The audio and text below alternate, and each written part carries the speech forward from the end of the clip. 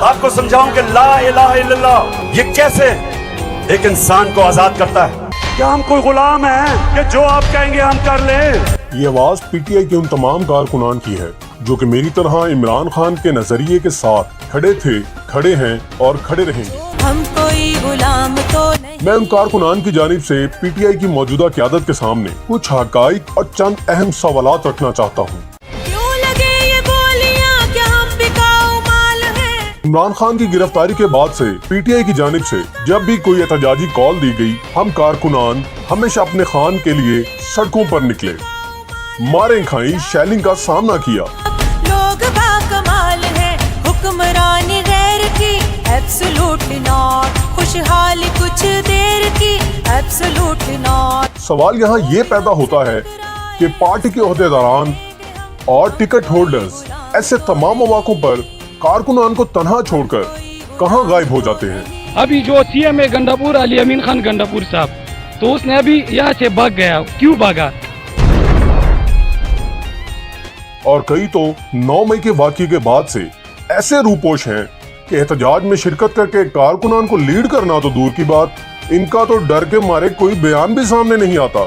तमाम पार्टी कारकुनान का इन ticket holders से सवाल है, क्या हम कारकुनान मुसीबतें बर्दाश्त करने के लिए हैं और आप सिर्फ खान के नाम पर वोट लेकर इक़्तिदार के मजे लूटने के लिए?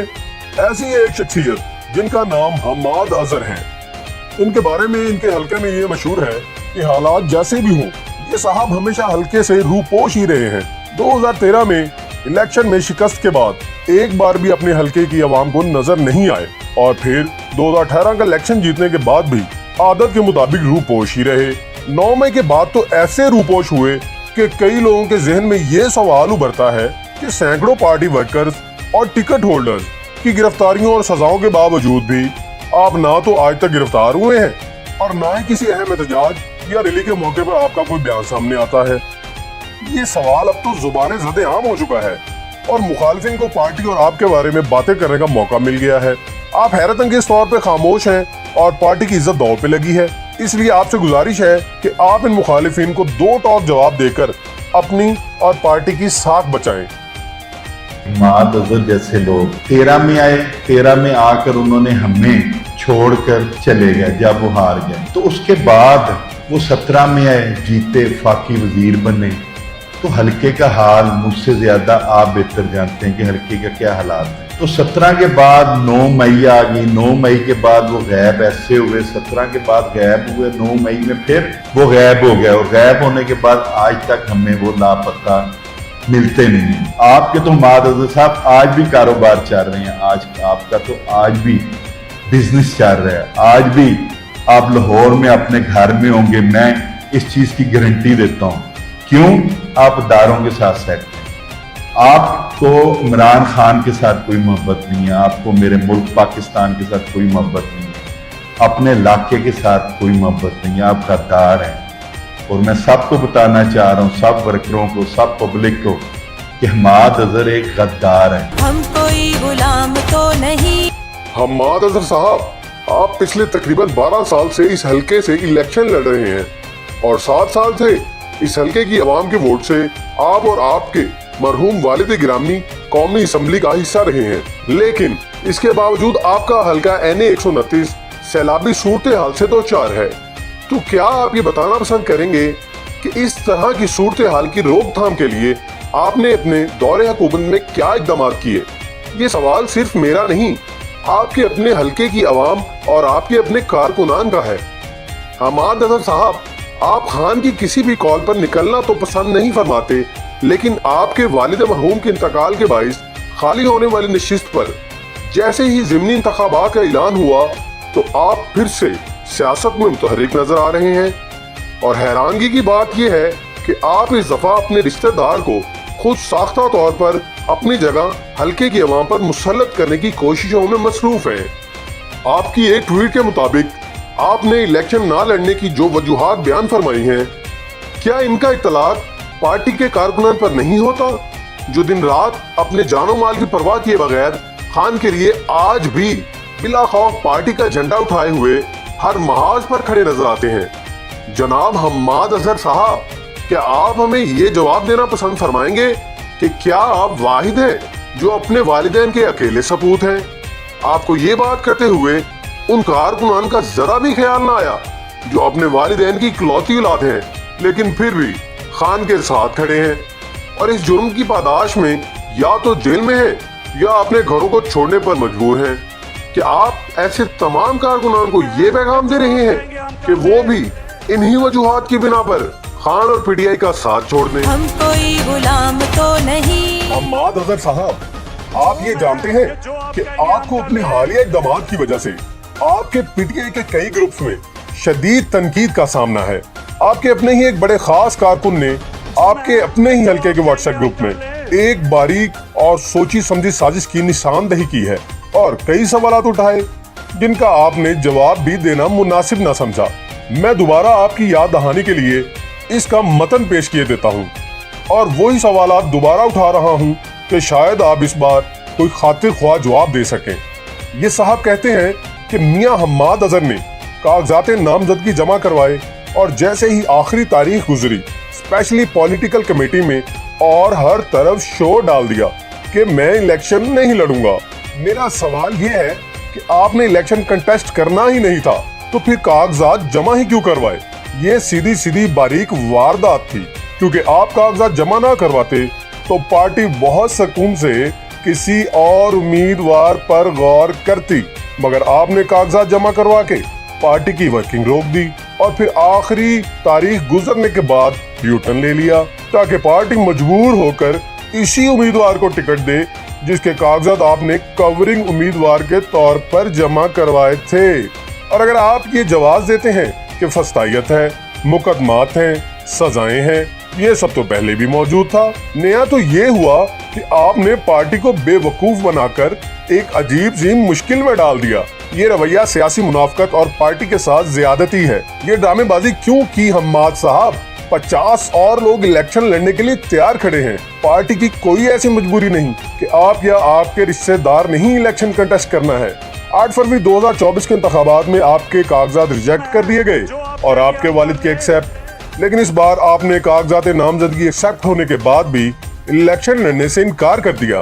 اگر اس بار بھی آپ کے کاغذات ریجیکٹ ہو جاتے تو شاید آپ سیاسی شہید بن جاتے، لیکن پیچھے ہٹ جانا بہت بڑا سوالیہ نشان ہے.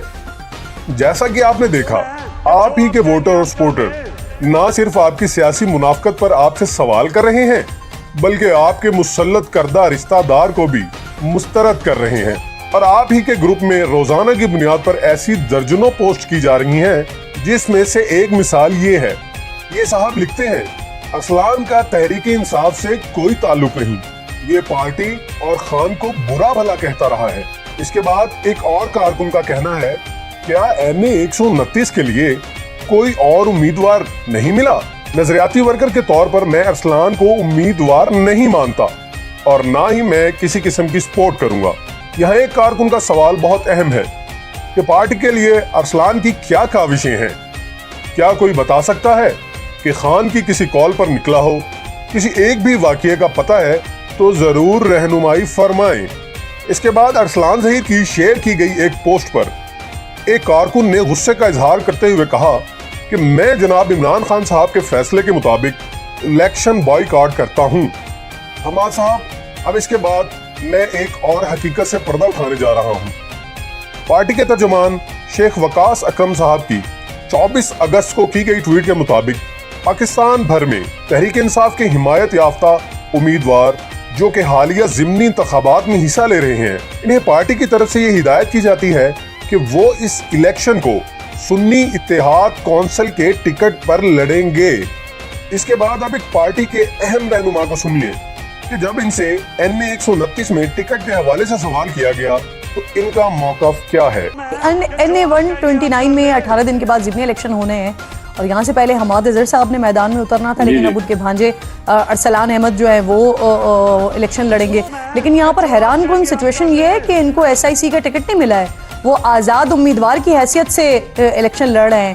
تو کیا پارٹی نے فائنل نہیں کیا، ان کو ٹکٹ نہیں دیا؟ اور اگر پارٹی دینا چاہ رہی تھی تو وہ پھر آزاد حیثیت میں کیوں الیکشن لڑ رہے ہیں؟ کیا وجہ ہے اس کی؟ تو فیصلہ پارٹی نے یہی کیا تھا SIC کا جو گھوڑے کا نشان ہے وہ ملے گا. اس لیے میری تو ریکمنڈیشن یہی ہوگی کہ حماد صاحب کے جو ریلیٹو ہیں اور وہ SIC پہ ہی لڑیں. اب سوال یہ بنتا ہے کہ پارٹی کے سینئر رہنما اور کمیٹی ممبران کے مطابق NA 129 میں ضمنی انتخابات لڑنے کے لیے PTI کے امیدوار کے پاس SIC کا ٹکٹ ہونا ضروری ہے جس کا انتخابی نشان گھوڑا ہے. تو حماد صاحب، آپ کا مسلط کردہ امیدوار پارٹی کا نام استعمال کرتے ہوئے آزاد حیثیت سے الیکشن کیوں لڑ رہا ہے؟ ہمارے لیے قابل محترم پارٹی کے جنرل سیکرٹری جناب سلمان اکرم راجہ صاحب، جو کہ آپ ہی کی طرح کسی بھی احتجاج میں شرکت نہیں فرماتے، اور جب ان سے اس بارے میں پوچھا جاتا ہے تو وہ یہ کہہ کر بات ٹال دیتے ہیں کہ میں تو ایک وکیل ہوں اور احتجاج میں شامل ہونا میری ذمہ داری نہیں.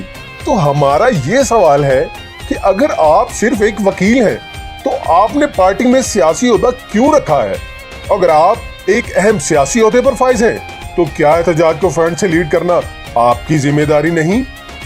اس کے ساتھ ہی تمام پاکستان کے بڑے نیوز چینلز پر یہ خبر چلی کہ خان کے حکم کے برخلاف آپ نے ضمنی انتخابات میں ٹکٹ جاری کرنا چاہے اور اس کے بہانے پارٹی فنڈ کے نام پر پیسے وصول کرنا چاہتے تھے. اسی بنیاد پر آپ کا علیمہ آپا سے بھی اختلاف ہوا. آپ نے اپنے عہدے سے استعفیٰ بھی دے دیا. سلمان اکرم راجہ بطور سیکریٹری جنرل مستعفی کیوں ہو رہے ہیں؟ سلمان اکرم راجہ ضمنی انتخابات کے حوالے سے علیمہ خان سے بحث کی وجہ سے دل برداشتہ ہوئے. انہیں سیاسی کمیٹی کے اراکین نے بھی آڑے ہاتھوں لے لیا. آپ کا خیال ہے کہ آپ اور حماد اظہر جیسے لوگ مل کر خان اور عوام کو بے وقوف بنا لیں گے؟ نہیں جناب، اب سوال بھی ہوگا اور احتساب بھی. ہم کارکنان آپ کے NA 129 کے ضمنی انتخابات کے حوالے سے جاری کردہ تمام اقدامات اور تمام ہدایات کو مسترد کرتے ہیں، جس میں آپ کی یہ ہدایت بھی شامل ہے. NA 129 کے عوام کو اس حلقے سے پاکستان تحریک انصاف کے امیدوار صرف اور صرف چودھری ارسلان احمد ہیں.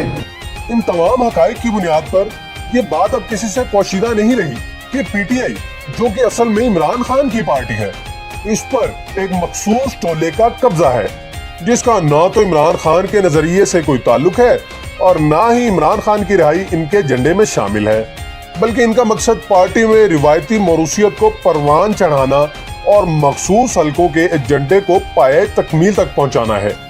عوام یہ بات بہت اچھے طریقے سے سمجھ چکے ہیں، اور جس طرح پہلے الیکشن میں عوام نے PTI کے امیدوار کا انتخابی نشان ڈھونڈ ڈھونڈ کر ووٹ ڈالا تھا، اسی طرح اس دفعہ ہم نے یہ تہیہ کر لیا ہے کہ ہم پارٹی میں موجود غداروں کی ڈھونڈ ڈھونڈ کر نشاندہی کریں گے.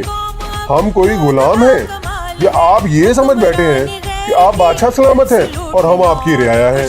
یا آپ اپنے آپ کو خان سے بھی بڑا سمجھ رہے ہیں کہ اس کے احکامات کو اپنے پاؤں تلے رونتے ہوئے اپنے من پسند فیصلوں اور لوگوں کو ہم پہ مسلط کر دیں گے؟ تبدیلی آ نہیں رہی، تبدیلی آ گئی ہے حماد اظہر صاحب.